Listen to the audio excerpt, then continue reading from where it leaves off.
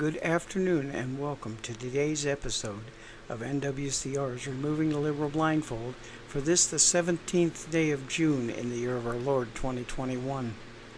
Since un-President Biden and un-Vice President Harris will not do the jobs that they think they were elected for or that they were actually elected for, Texas will do them for them. From Epic Times, Texas governor unveils strategy for border wall construction, approves $250 million as down payment.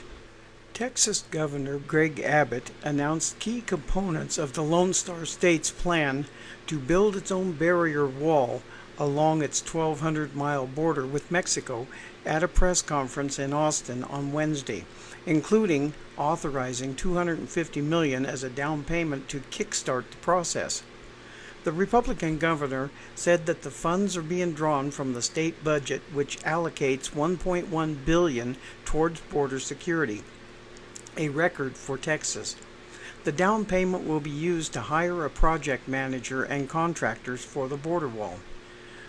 A letter authorizing the transfer of the funds was signed at the press conference by Abbott, Texas Lieutenant Governor Dan Patrick, State House Speaker Dade Phelan, State Senator Jane Nelson, and State Representative Greg Bonin.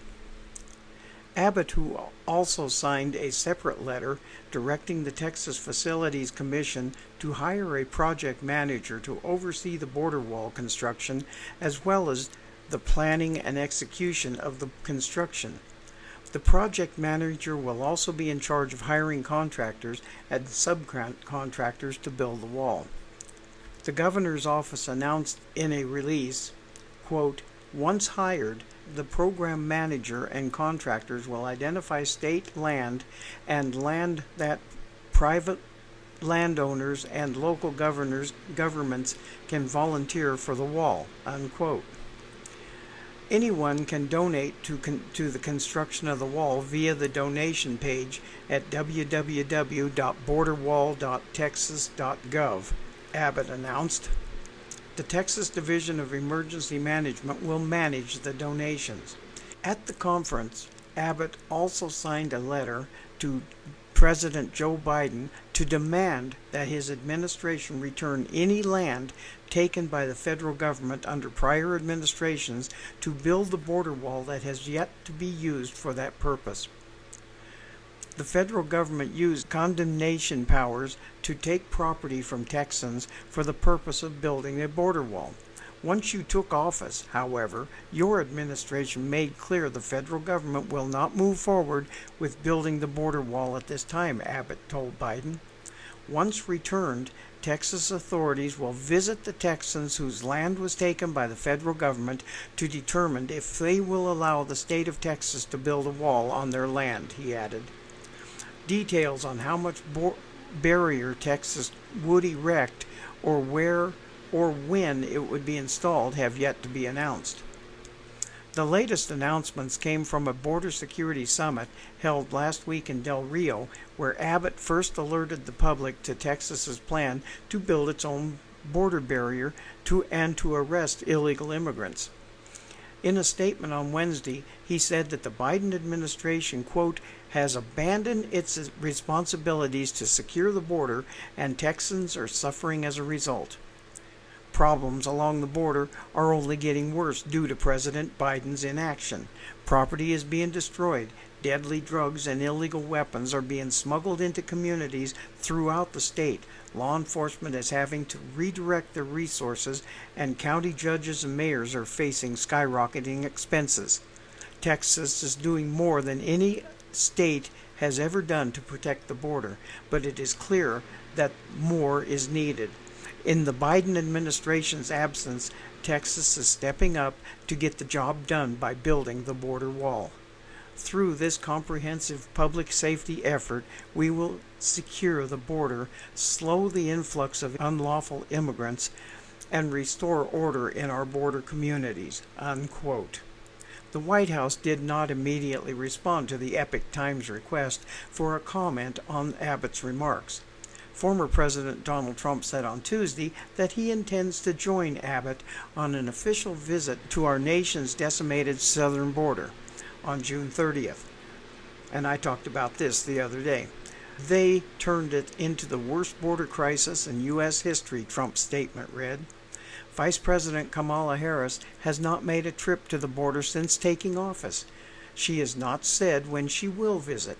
During a recent visit to Guatemala, she issued a message to potential migrants telling them not to try to enter the United States illegally, and if they tried to do so, they would be turned back at the border.